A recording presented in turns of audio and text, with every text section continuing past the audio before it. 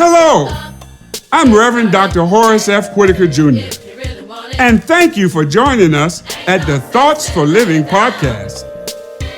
We appreciate you taking out of your time to join this week's conversation. Here's this week's episode. Hello, thank you for joining us on this week's Thoughts for Living podcast. I'm overjoyed today to have my dear friend, Q Minley.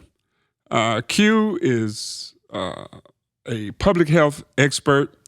Also, she's a mother, she's a wife, and a community activist. We had planned this episode maybe a couple of weeks ago and thought we would just simply be talking about guns issues, right? With Vivalde and with the massacre that took place in Buffalo. But on yesterday, we all heard the Supreme Court's ruling. And so today we thought we'd start our conversation with talking about that ruling. Thanks for taking time out to be with us, Q. Thank you, Horace, for having me. Listen, I wanted to ask you a little bit, if you would share with our viewers a little bit about yourself, your background in public health. Well, I have a master's in public health. I love people. I currently work for a branch of the government, and I am always putting myself in a position to help someone. That's just me. And I guess, in essence, that's public health. You want to prevent sickness, disease, and death on any level. That's it's fantastic. And I must say, we have benefited greatly from that aspect of your life. And we appreciate what you've been to us. I wanted to ask, in lieu of the Supreme Court's decision, what was your initial reaction when you were, I don't know whether you were listening to the radio or whether you were watching the news, but when you heard the Supreme Court's ruling, what was your initial reaction? I was not surprised. Right. I would have been more surprised had it gone the other way. Right. So that was my initial thought. I'm not surprised. And then my second thought was, how can we live in a society that can dictate us as females what we can do with our bodies, especially when it takes two to tango? Yeah. So it should be responsibility on both parties' behalf and not one just being singled out and saying, you can't do this, you can't do that. And I think women, we need to band together and we need to consider our position here and move forward with what we know we need to do. Yes. Because you can't say we live in the home of the free, in the land of the brave, and you're not free to make choices for yourself. Exactly. So what I'm hearing you saying, you see it more as a personal choice issue. Correct. Than necessarily a biological issue. Correct. And you know, we about a week ago we did an episode on a woman's right to choose that our viewers, you can see at thoughtsforliving.com. If you type in thoughtsforliving.com in the search at YouTube, you can find that previous episode. But to your point, I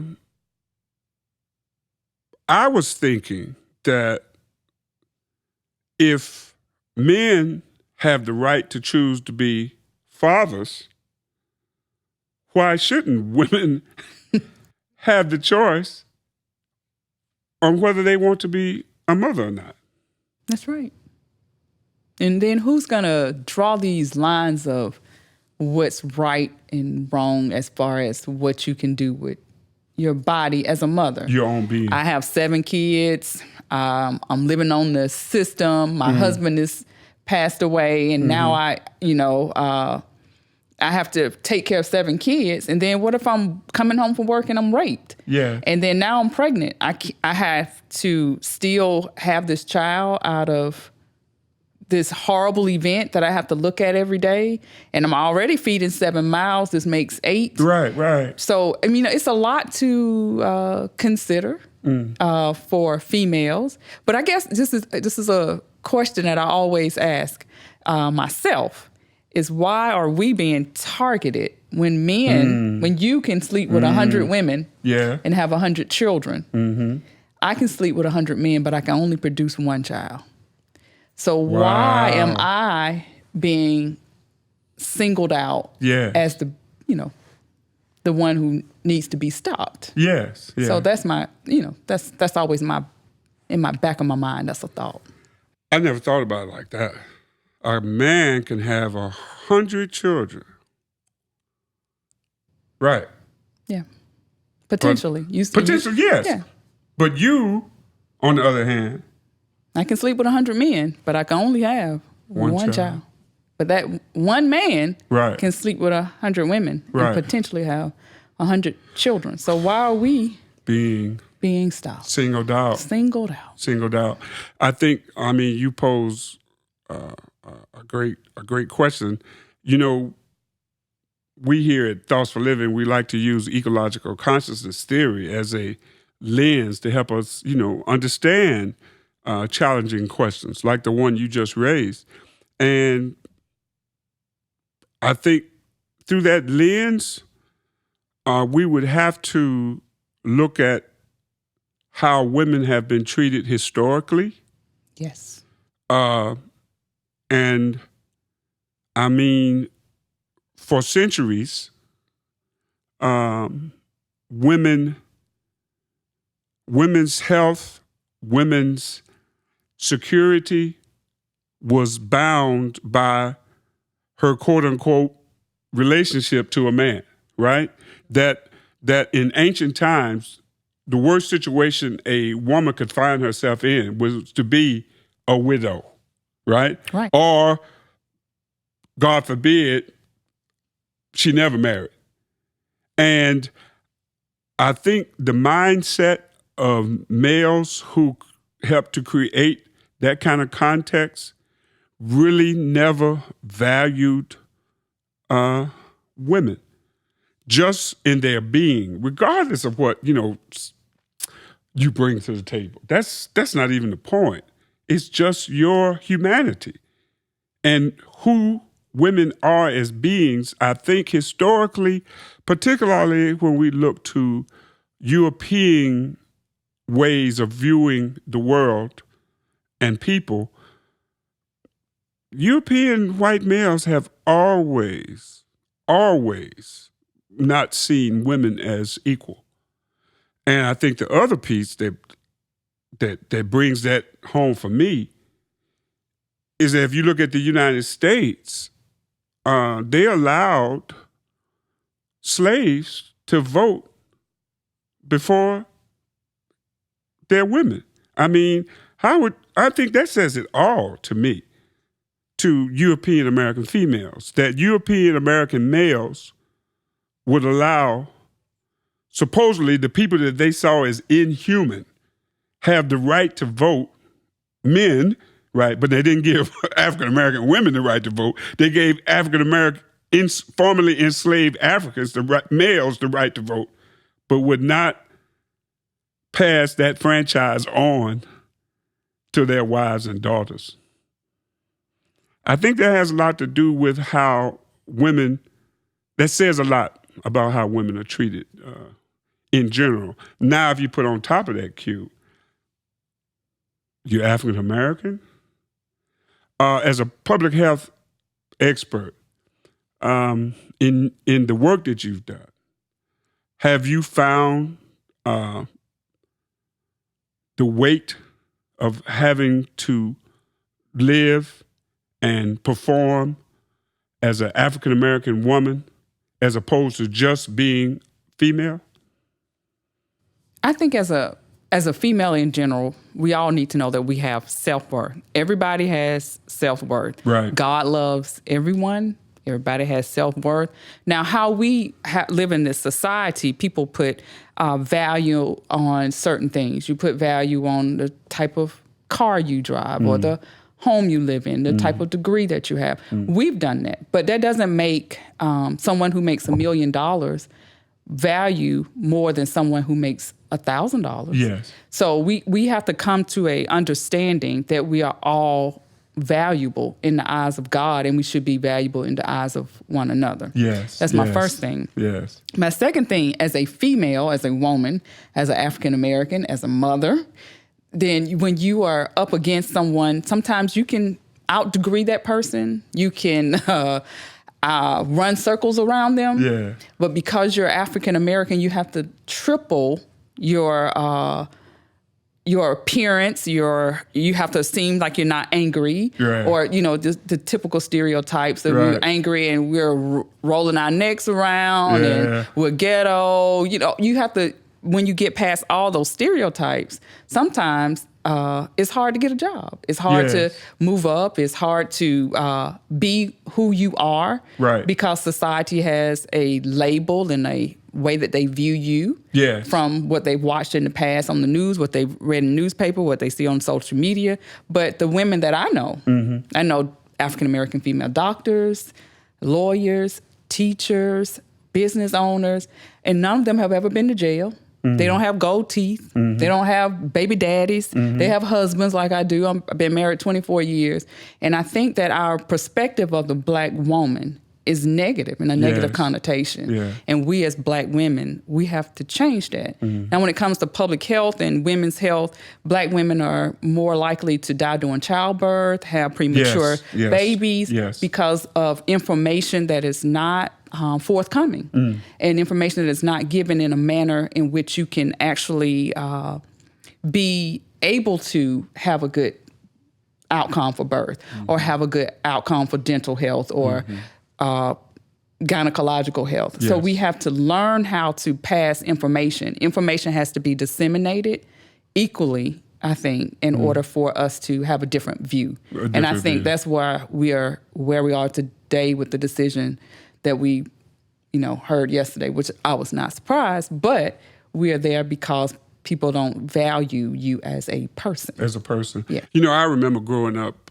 Q, we were always told that we had to be twice as good in order to succeed in a racist European context.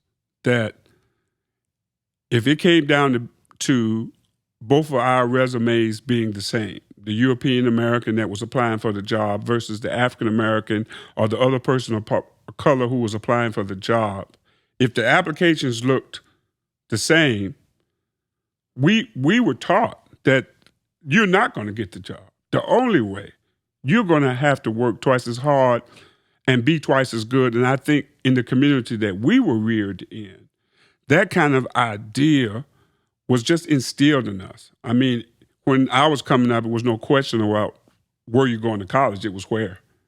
It was no question about where you're going to finish school.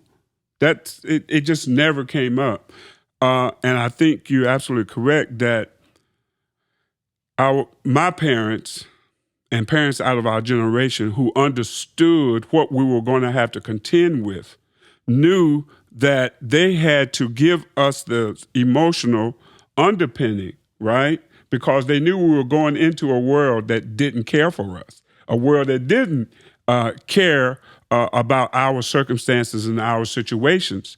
And that world not only impacts African Americans and other people of color, but as we've seen, it impacts all women.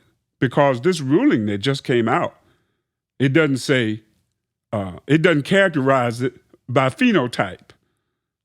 This is intruding and trying to stop women's agency, regardless of their economic status and regardless of their racial or ethnic status, or even how they see themselves across gender issues. So I agree with you wholeheartedly that we are really seeing played out in this decision, not what America says about women, right?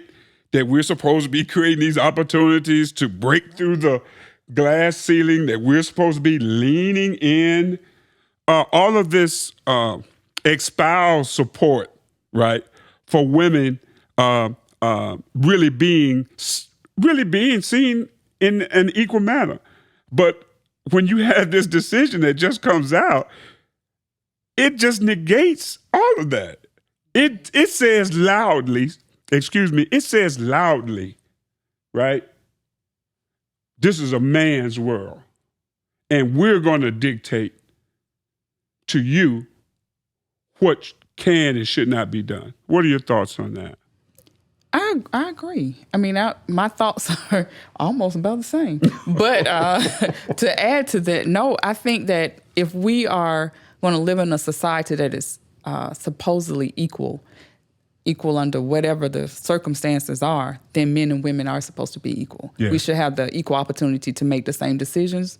We should have the same equal opportunity to get that job. Yes. No matter what color you are, whether you Yes. blue or purple or orange. I know people use the standard colors. I'm just going to go with something else. Or if you rainbow or if you unicorn or whatever it is that you are, you Right. still should have the same opportunity. Yes. Because it all goes back to we all have self-worth and we all have value. Yeah. And once we can realize that everybody should be valued in our society in which we live in which we contribute, in which we work hard to have what we have, Yes. then we can see it. We can see it differently, and then we can move forward. That's, the basis of every movement is injustice. So you're going to have people protesting, marching in the streets, upset because you don't see them as a valuable person, Yes. as a human being, Yes. as someone who can bring something to the table. Yes. And I like to say to my son and my husband and other family members, who's in the room? Who's making the decisions? Yes. Because the room, I know we're saying Supreme Court, but who is really making decisions? Because you have to live where I live. Mm-hmm. You have to understand my struggles. Mm-hmm. You can't just sit and make decisions and you don't even engage with the public. You don't really know what's going on. You just have your own thoughts from like you said, your upbringing when your parents instilled in you. It's two applications here. Mm-hmm. You can be more qualified, but they're going to more likely pick this person. Mm-hmm. So now we have to, as a parent, we have to make you see this mm-hmm. and understand it. And on top of seeing and understanding, we also, as a parent, have to give you the understanding that regardless of what they think or what they say, you still have the ability to do it. Yes. And so when you are in the room, who is in the room? Yeah. How many female? Yes. How many blue, orange, right. gray right. people in there right. to represent right. your community. Right. And you can't say I'm going to pull celebrities in here and they're going to help make the decision because they don't live like I live. No. They're not in the traffic in Atlanta. Guns being pulled on you at the light because it's red and no one can go anywhere. They're not really in your element. Yes. And for you to try to make a decision for a blanket amount of people, right. you have to be at least in tune to what is really going on right. and what's happening in the world. And I think that they have to understand that I know they're saying it's a man's world. That was your term that you used. It's not just a man's world, it's everybody's world. That's God right. created it for everybody. Yes. And one of the things I always think to myself is that everybody wants power, but only God really ultimately has it. Oh, yeah. So it's only yours temporarily what you think that you can control and how you manipulate the system. Right. But eventually, somebody will override it. Yeah. Somebody will challenge it, and somebody will make you feel as if though maybe we didn't do this right, or if you're gung-ho that we did this right and women don't have the right to choose, then something is wrong with you internally. Oh, certainly. And we have to just kind of look at that too. Internally, you want to stop someone from living. Right. So eventually, are you going to tell me when and where I can spend my money? Are you going to right, where does it end? Where does it end? Yeah. I think you're bringing up a good point about who's in the room. If we look at the makeup of the court, because of McConnell, a lot of people are saying that Trump, I think, came out yesterday trying to take credit. He did place justices on the court.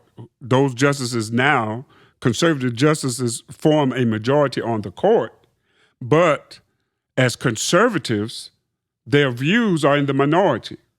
And they were put on the court by presidents who did not win the popular vote. And those minority representatives on the court are predominantly male.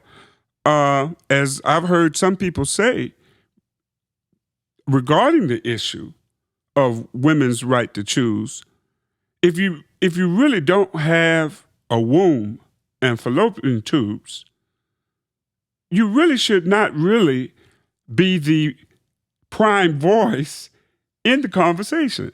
I think that's what you're alluding to.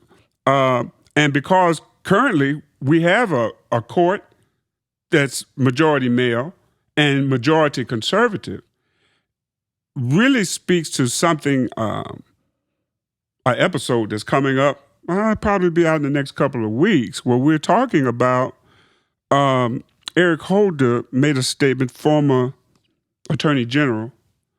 Eric Holder said he was afraid that America was slipping into a political apartheid system.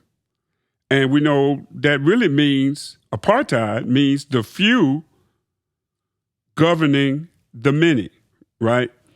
And it's part of what you're saying, that if there's only a few people in the room, and those few people in the room really are reading off of the same script, have the same life experiences, that few number, and then that opinion gets painted across the vast majority of citizens. All of the research shows us that the vast majority of people in the United States supported a woman's right to choose.